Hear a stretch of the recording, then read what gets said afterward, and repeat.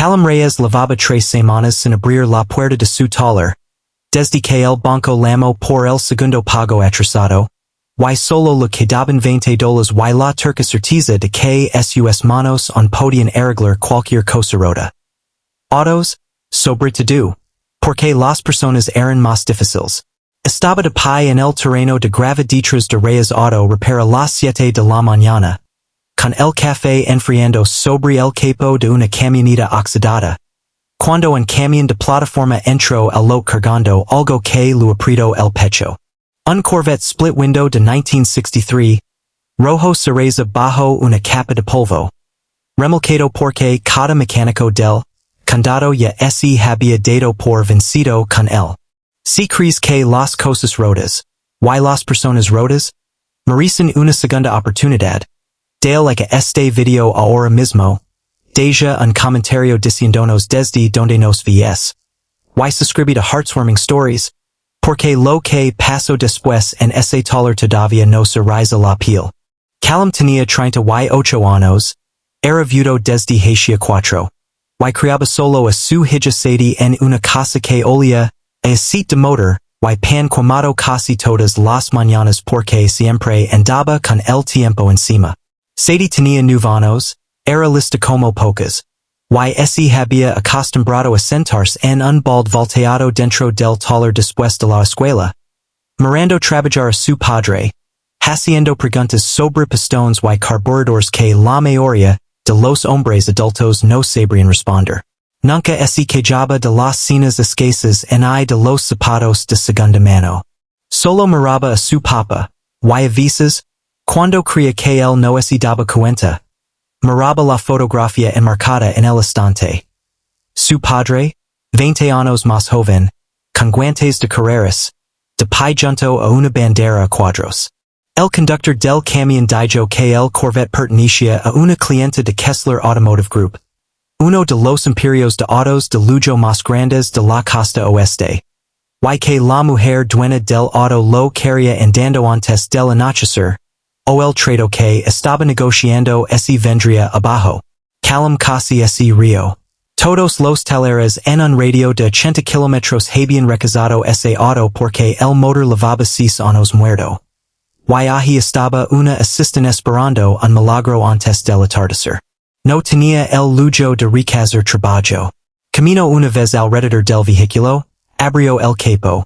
Y sintió que algo se acomodaba dentro de él. Algo que no sentía hacía años. La certeza tranquila de un hombre haciendo lo único que siempre había sabido hacer bien. Se subió las mangas.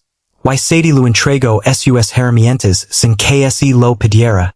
Como hacía siempre. Lo que el conductor no sabía. Y lo que Callum no lo había contado a nadie en ese pueblo. Era que 14 años atrás Callum Reyes había sido un nombre en ascenso en el circuito de carreras amateur. Hasta que un choque en una pista mojada por la lluvia le quitó el dedos de la mano derecha y, 6 meses después, le quitó a su esposa, que terminó en una cama de hospital de la que nunca salió. Había guardado sus guantes de carreras y sus sueños en la misma caja. Diciendo que algunos capítulos simplemente terminan. Y había abierto un pequeño taller en el pueblo donde nadie preguntaba quién había sido antes. El motor de ese Corvette era más que tornillos oxidados y cables muertos. Era un rompecabezas que solo alguien que entendiera el latido de un motor clásico podía resolver. Callum trabajó con una concentración que hizo que el mundo se quedara en silencio a su alrededor. Sus dedos lastimados, más rígidos y lentos que antes, todavía sabían exactamente a dónde ir. Sadie contaba los minutos en voz alta. Como hacía por diversión. Sin saber que esta vez importaría. 14 minutos después, el motor rugió, suave y firme, como si nunca hubiera dejado de creer que podía andar. El conductor se le abrió la boca. Había visto a teleres profesionales fracasar una semana entera con ese mismo auto. A media tarde, una camioneta SUV negra entró al lot de grava.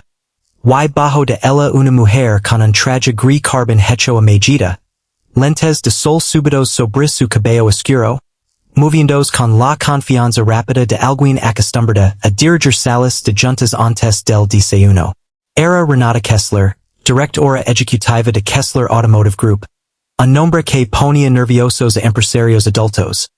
Una mujer que había convertido el negocio en decadencia de su padre en un imperio de varios estados a pura voluntad y un ojo para lo que otros pasaban por alto. Había venido a ver la reparación imposible con sus propios ojos, esperando encontrar a un mecánico con suerte o una corazón afortunada. En cambio, encontró a Callum limpiando la grasa de las manos con un trapo, a su hija sentada con las piernas cruzadas sobre una pila de neumáticos cerca, y sobre la mesa de trabajo junto a su caja de herramientas, un par de viejos guantes de carreras de cuero agrietado que él había sacado esa mañana, sin ninguna razón que pudiera explicar. Salvo que algo en ese Corvette había despertado un recuerdo que creía enterrado hacía mucho. Los pasos de Renata se hicieron más lentos cuando vio esos guantes. Se le cortó la respiración de una manera que no esperaba. Camino más cerca, los levantó como si fueran de vidrio, y los dio vuelta entre sus manos, encontrando las iniciales destinadas bordadas dentro del puño, CR, y debajo, en letras más pequeñas, el nombre de un equipo de carreras que se había disuelto años atrás. Después de que uno de sus pilotos casi muriera en una pista bajo la lluvia, levantó la vista hacia Callum con una expresión que lo sobresaltó, entre la incredulidad y el reconocimiento. Y le preguntó si era el mismo Callum Reyes que había corrido para ese equipo, cuyo accidente había salido en toda la cobertura deportiva local la temporada anterior a que ocurriera. La mandíbula de Callum se tensó. No había escuchado ese nombre en voz alta en años. No desde que había enterrado esa versión de sí mismo junto con su esposa. Lo admitió en voz baja, preparándose para la lastima. Lo que más odiaba. En cambio, Renata le contó algo que cambió la temperatura de todo el taller. Le dijo que su hermano menor había estado en esa misma pista aquel día, manejando dos autos detrás del de Callum. Y que fue Callum quien sacó a su hermano de un vehículo en los segundos antes de que el tanque de combustible explotara, a costa de su propia mano y, aunque nadie fuera de la familia lo supo jamás, a costa de la beca de carreras que habría pagado la Universidad de Callum. Su hermano había vivido porque un desconocido con guantes de carreras había elegido la vida de otro por encima de su propio futuro. Callum se quedó allí, paralizado, mientras el recuerdo volvía en pedazos que había tratado de mantener dispersos durante años. El humo, el metal chilando, arrastrando a un chico que no conoce fuera de los restos mientras su propia mano se quemaba contra la manilla de la puerta. Nunca supo qué había pasado con ese chico. Nunca preguntó. Simplemente había vuelto a casa. Ese había casado con la mujer que curó sus quemaduras. Y había dejado que todo ese capítulo se cerrara como una puerta que no quería volver a abrir. Los ojos de Renata estaban humidos ahora. Y dijo que su familia había pasado más de una década buscando el piloto que salvó a su hermano. Una búsqueda que se apagó en silencio cuando el equipo de carreras se disolvió y cada pista se enfrió. Nunca imaginó que lo encontraría de pie en el taller de un pueblo pequeño, todavía haciendo lo único que siempre había amado, con manos que lo habían sacrificado todo. Se debajo de los neumáticos y se acercó a su padre, deslizando su manita en la mano cicatrizada de él, y algo en esa imagen. Una niña pequeña sosteniendo con fuerza el padre que en silencio había reconstruido toda su vida desde cero. Rompió algo dentro de Renata que ninguna sala de juntas ni ningún trato de negocios había logrado romper jamás. No le ofreció caridad, porque entendió, mirándolo, que Callum Reyes no era un hombre que quisiera ser rescatado. En cambio, le ofreció una sociedad. Financiamiento completo para convertir Reyes Auto Repair en un verdadero taller de restauración de autos clásicos y de época.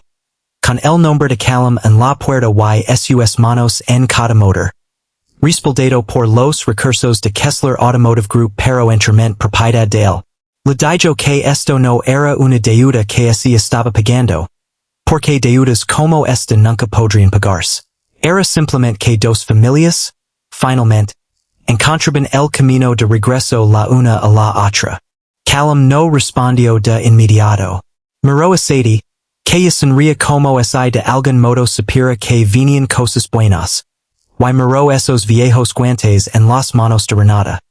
Y sintió que 14 años de duelo y culpa se aflojaban, apenas un poco, en su pecho.